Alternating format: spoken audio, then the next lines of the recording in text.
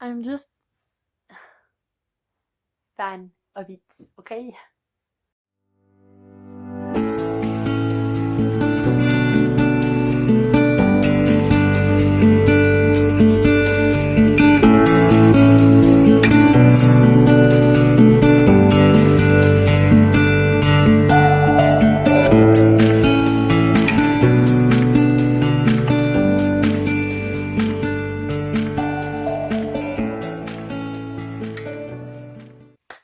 Salut à tous, j'espère que vous allez bien. Aujourd'hui, on se retrouve dans une nouvelle vidéo. Oui, il y a eu un petit changement capillaire.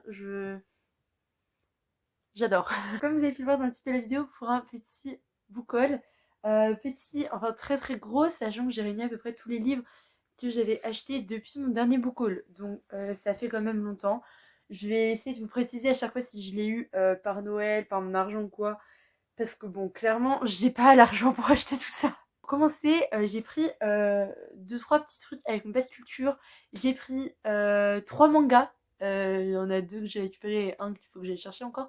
J'ai pris le tome 13 de Tokyo Revengers parce qu'il y a Draken dessus, du coup voilà. Le tome 3 de Kingdom parce que je le voulais avant de commencer. Et le tome 20 de Demon Slayer parce qu'ils ont augmenté les prix et que je voulais pas mettre autant d'argent de moi dedans.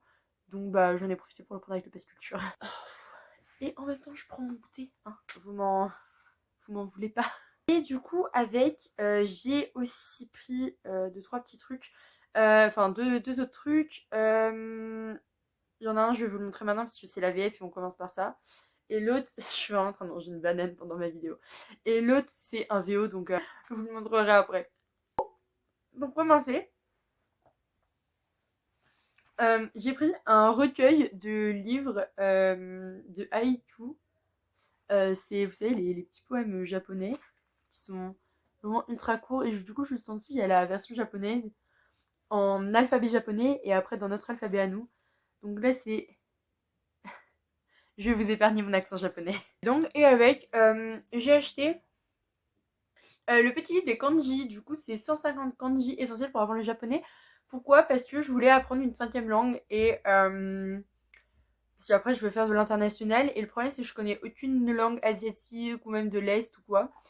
Donc je me suis dit c'était bien de commencer par le japonais, j'aurais une des langues les plus compliquées à apprendre au monde. En vrai, donc à chaque fois vous avez le kanji, donc le signe. À gauche du tableau, enfin après là en dessous vous avez genre comment l'écrire étape par étape. À gauche c'est l'écriture, enfin c'est genre l'écriture et la prononciation japonaise. Et à droite c'est en chinois parce que le japonais c'est dérivé du chinois. Du coup bah il y a certains japonais qui en fait parlent avec une accentuation chinoise. Ensuite, alors ça je sais plus si je vous l'ai montré. Donc bon, c'était à la boîte à livres et c'est ma grand-mère qui me l'a acheté. J'ai pris le tome 1 de Gods of Men de Barbara Kloss aux éditions Rafka, je crois. Rivka, ouais. C'est un hardback et il coûte pas si cher que ça. Genre, je comprendrai jamais la, la mentalité des éditions non françaises. Genre, ça coûte tellement plus cher qu'en Angleterre, enfin que genre les livres en VO.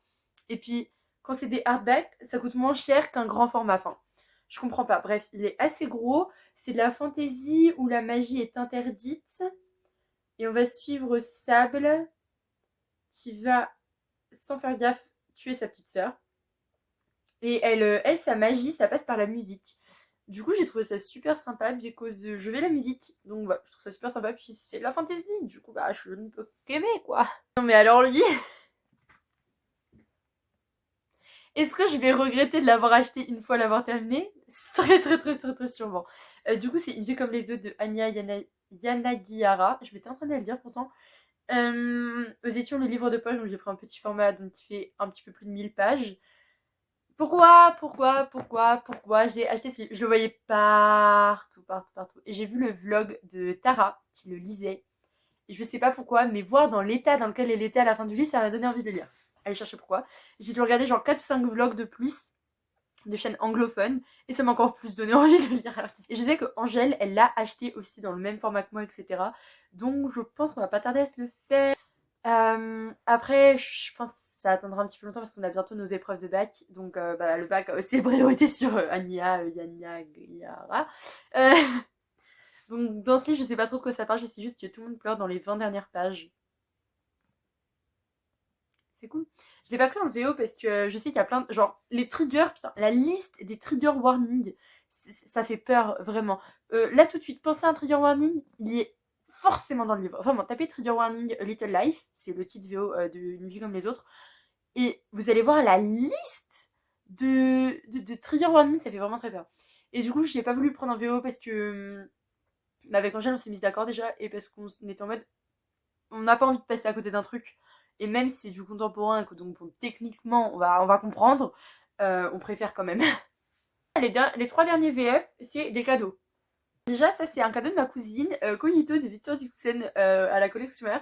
Je suis trop contente parce que j'avais lu Extincta, que vous voyez juste là. J'avais lu Extincta. Et c'était trop bien. Et du coup, Cognito, c'est aussi un one-shot de Dixon. J'ai aussi Vampiria, tome 1. Je sais qu'il y a le tome 2 qui est sorti cette année, je crois.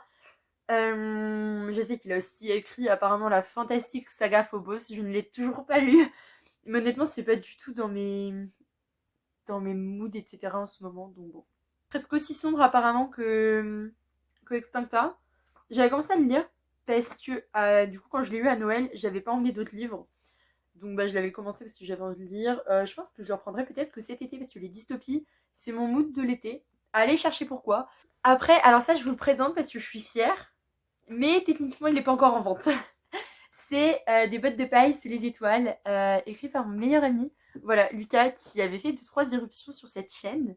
Et, euh, et donc, il avait écrit son premier roman. Et il l'a auto-édité, donc je l'ai. Je ne l'ai jamais lu, il me l'avait envoyé en format numérique, mais j'ai jamais été tentée par le numérique, voilà. Donc, bah, il me l'a auto-édité, il me l'a imprimé pour moi. Trop bossé. Et la couverture est faite par une autre de nos amies. Donc c'est vraiment super cool. Et franchement, je suis trop contente. Il est dédicacé à l'intérieur. Tadam. Et je suis trop fière de lui. Du coup, bon, c'est une auto-édition et on est que 2-3 à l'avoir. Parce que bah, il les a pas fait en plusieurs exemplaires. Donc vous pouvez pas l'avoir. C'est une homo-romance que tous ceux qui l'ont lu ont aimé pour l'instant parce qu'il l'a envoyé à 2-3 gens. Dont ma mère et elle a adoré. Donc j'espère que ça sortira un jour, que ça sera édité. Parce qu'apparemment, c'est vraiment bien. Voilà, trop fière. Quand je vois tous les VO qui restent. Ça, c'est un cadeau de ma maman. Je m'y attendais tellement pas. Genre vraiment, j'ai été trop gâtée par ma maman. Et alors ça, mais je pense que je vais pas tarder à le lire. Et je vais surtout regarder quand est-ce que sort le tome 2. C'est une bande dessinée. C'est Arcana, le couvent du tarot. Et c'est de Serena Blasco, c'est la même qui a fait les Enola Holmes en BD. Et honnêtement, ça se ressent vachement dans les dessins. Je vous en ai déjà parlé vite fait de Enola Holmes. Et ça ressemble vraiment à ça au niveau des dessins. Je vais essayer de pas l'abîmer. Et ça a l'air super bien. Donc c'est l'histoire de deux sœurs, de jumelles même, qui ignorent qu'elles sont jumelles. Et elles vont toutes les deux partir au couvent du tarot pour essayer de devenir des arcanes majeurs.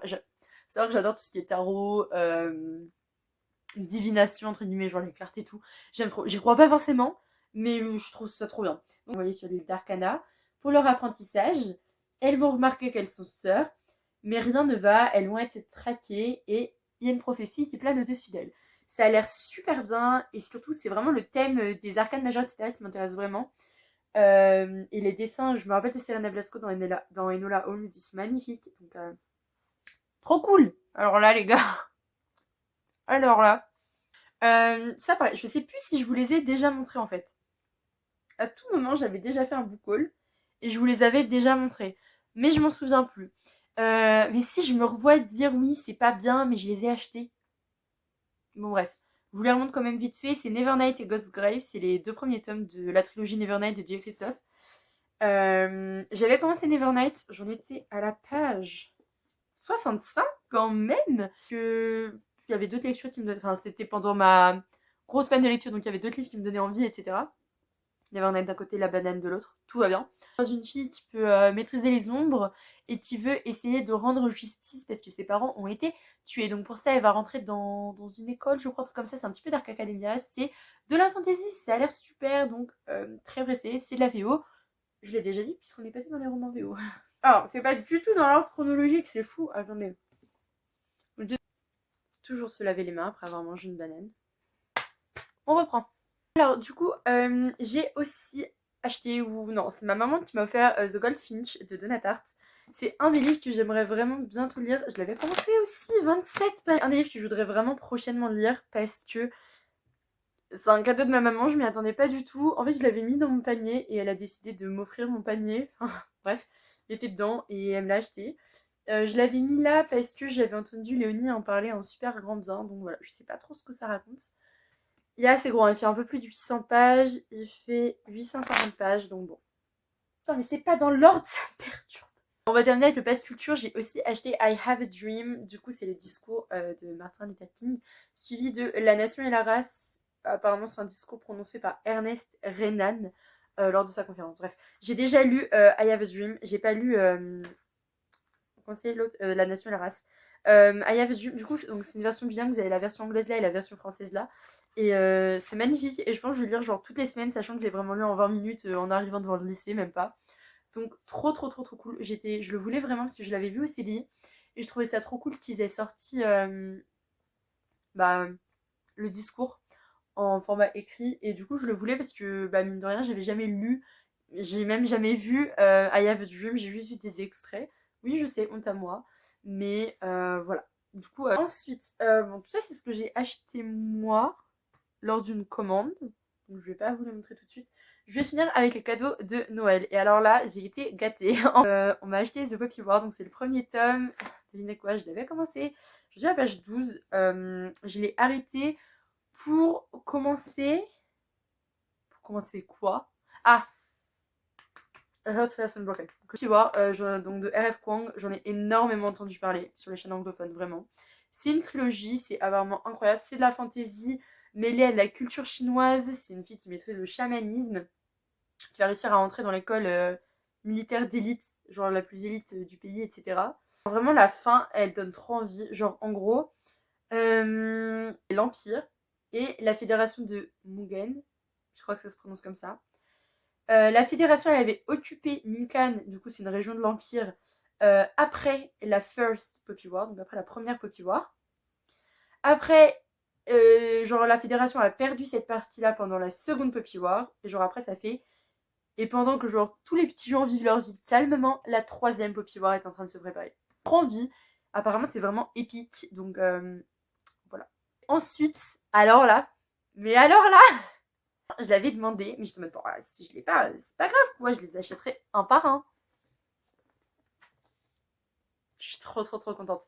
C'est du coup le coffret de The Vivant Trilogy de Brandon Sanderson. C'est donc de l'épique fantasy. Voilà, le coffret il est magnifique. Genre, il est vraiment sublimissime. Là, sur le côté, bon, on s'en fout un peu. Et donc là, il y a les 3 tomes. Alors, par contre, c'est des gros bébés.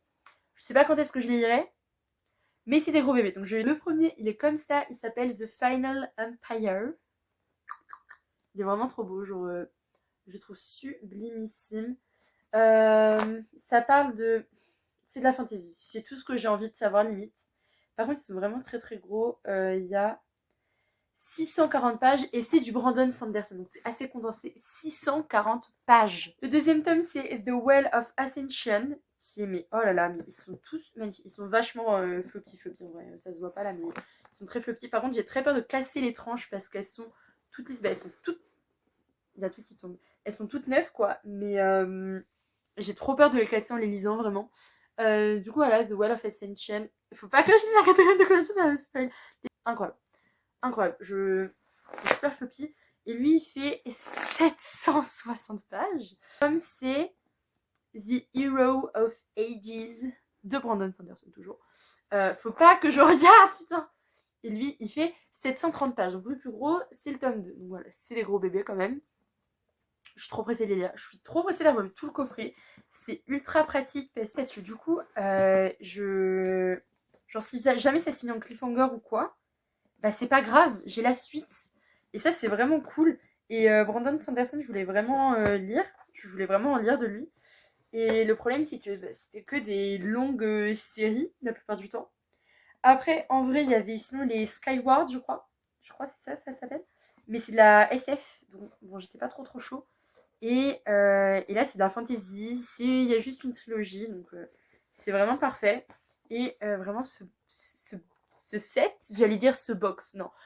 c'est trop beau, bref, Et ensuite, comme si ça ne suffisait pas, toujours dans les cadeaux de Noël, j'ai eu un autre coffret. Normalement, il y a ma prochaine lecture dedans. Enfin, une de mes prochaines lectures, tout du moins. Joy Abercrombie, du coup, c'est The Blade Itself, et c'est la First Law Trilogy. Je crois qu'il y a plusieurs trilogies, du coup, c'est la première, ça. Mais je crois qu'on peut les lire dans le désordre, un petit peu comme les Grisha, avec Grisha et Six of Crows, je pense, on peut un petit peu tout mêler. Mais bref, ah, je suis trop contente, vraiment. C'est la trilogie pure et dure. Apparemment, c'est bien sanglant. En tout cas, j'ai lu les... Vous allez voir, j'ai commencé le tome 1. Et je l'ai arrêté pour... Parce que j'ai reçu ma commande Book Depository. Vous allez voir, vu ce qu'il y a dedans, bon, voilà. Bref, ils sont trop trop beaux. Et effectivement, vu les premières pages, j'ai lu jusqu'à la page 10. Donc j'ai vraiment lu 10 pages, quoi.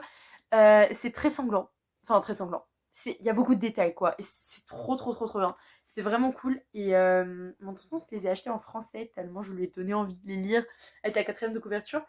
Et je crois qu'il a bientôt fini le tome 1 déjà. Et il m'a dit que c'était incroyable, qu'il était à fond. Et c'est vrai que, là vous allez voir, du coup j'ai le tome 2 et le tome 3. À chaque vidéo de top de fin d'année que j'ai regardé là, il y avait un des 3 tomes de Joy Abercrombie. Vraiment, genre, c'est fou. Mais il y avait du The Blade Itself, vraiment. Surtout, donc lui, il est déjà assez gros. Il doit faire 500 pages, un truc comme ça, je crois. Ouais, 530 pages.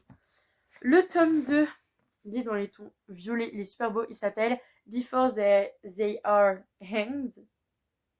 Bon, faut pas que je dise la 4ème de couverture, encore une fois. Et il y a 580 pages, donc globalement à peu près le même nombre de pages. Et du coup, le tome 3 qui là est vraiment assez gros, qui s'appelle Last Arguments of Kings. Et lui, il a 690 pages. Donc là, il fait 100 pages de plus. Mais il est super beau aussi. Il est dans les tons rouges. Et c'est du coup techniquement le climax. Fini un tome et qu'il y a un cliffhanger, et bah j'ai la suite. Et parce qu'encore une fois, c'est une trilogie. Du coup, techniquement, j'ai tous les tomes. Voilà. C'est bientôt fini, vous inquiétez pas. Donc là, cette fois, c'est moi qui ai acheté. Alors, bon, déjà, il y a un livre que j'ai pris pour les cours, parce que c'est notre prochaine lecture de littérature. C'est Moon Palace de Paul Auster. J'adore cette édition, c'est l'édition Penguin. Il y avait une autre édition, mais j'avoue que celle-là me tentait vraiment énormément. Genre, elle est ultra floppy, genre incroyable. Pour ceux qui l'ont, c'est un petit peu la même matière que I Wish You All the Best. Voilà, c'est vraiment exactement la même chose. Il est, mais genre, incroyable. La matière aussi, la texture, enfin, c'est fou. Donc, la tranche, bon, voilà, tout simple. J'ai pas lu la 4ème de couverture parce que j'ai envie de me plonger un petit peu dedans sans savoir de quoi ça parle. Même si, vu qu'on va en parler en littérature, bon, voilà. Techniquement, on va devoir le lire pendant les vacances de février. Donc, sachant que je pars en vacances, je l'emmènerai peut-être. Il fait 300 pages, donc il est assez court. Par contre, ça a l'air d'être très lourd, hein. Ça a l'air d'être vraiment. Oh putain, ça a l'air vraiment d'être bien condensé. Alors, ah non, ça c'est pas ma commande Book Depository. Ça, je l'ai acheté à Cultura. J'y suis allée de base pour juste récupérer mon passe culture. Et je l'ai vu. Et j'ai fait, bon, Léa, si tu dois l'acheter, c'est maintenant. Et je l'ai acheté. Et je l'ai déjà lu. Je l'ai acheté lundi, mardi, lundi. On est samedi. Je l'ai terminé jeudi. Ouais, j'ai lu mardi, mercredi, jeudi. Ouais, bah après mercredi, jeudi, j'étais malade. Donc j'étais pas en cours. J'étais chez moi. Mais je l'ai binge-readé, comme dirait Brunel. It Ends With Us de Colin Hoover. Alors, Heartbreaking, oui un peu. Mais surtout, roller coaster d'émotions, j'en pouvais plus. Mais genre véridique, à un moment, je pleurais de joie. La phrase d'après, j'ai pleuré de tristesse. Genre, la phrase d'après, hein. Donc, je lui ai mis une 4 sur 5. Vraiment, lisez-le parce que... Puis il est magnifique, quoi. Enfin, je veux dire, c'est vraiment un des livres les plus beaux que j'ai dans ma bibliothèque. Et j'ai pas cassé la tranche. Très très bien. Ensuite, vous allez dire, Léa, encore une trilogie. Oui, bon, j'ai acheté que le tome 1, donc c'est surtout ça qui est chiant. Mais mon dieu, qu'il est agréable à porter en main. C'est The Wicked Sense de Emily A.J. Khan. C'est de la VO, hein, toujours. Il fait 400 pages et regardez-moi ce flopisme. C'est incroyable. On a une fille qui peut parler aux dieux, qui doit sauver son peuple sans se détruire elle-même.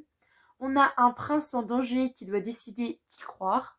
Et on a un garçon avec un secret monstrueux qui attend dans les... Qui attend. Ensemble, ils vont devoir assassiner le roi et stopper la guerre. Qu'est-ce que vous voulez de plus? Vous me dites ça, moi. Déjà, le Assassinate the King and Stop the War, j'étais convaincue. Mais ça a l'air d'être incroyable. C'est une trilogie, du coup, les 3 tomes sont sortis. Et les 3 tomes sont sur Book Depository, donc voilà, je les achèterai aussi. La tranche est assez belle, genre c'est très mosaïque, etc. J'aime beaucoup, je suis pressée de me lancer dedans, c'est de la fantaisie. Là on passe à mes lectures en cours, je suis censée tout binge-reader ce week-end. Honnêtement, je pense que j'aurai pas le temps, mais bon. J'ai acheté du coup The Wicked King et The Queen of Nothing de Holly Black, qui sont les tomes 2 et 3 de The Crow Prince. Cool. J'ai lu cet été et que j'avais vraiment surkiffé. Voilà, ils sont tellement plus petits que le tome 1, genre. Ils sont tout petits. À eux deux collés, ils forment la grosseur du tome 1. Et donc, à fond dans The Wicked King, j'en suis à la page 50, donc je suis pas vraiment à fond, mais bon. Je l'ai commencé un tout petit peu hier soir, mais globalement, je l'ai commencé qu'aujourd'hui. Mon but, c'est de binge-reader les deux. Je ne le ferai pas, je pense pas que j'aurai le temps.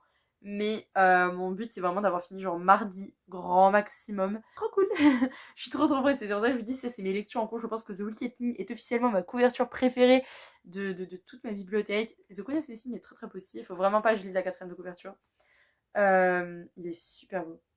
C'est terminé. C'est donc la fin de cette vidéo, j'espère qu'elle vous aura plu. Si c'est le cas, n'hésitez pas à me le dire dans les commentaires. N'hésitez pas à me dire vous aussi vos dernières recommandations, ou alors si vous avez lu certains de ces livres, dites-moi si vous les avez aimés dans les commentaires. Et puis je vous fais des gros bisous.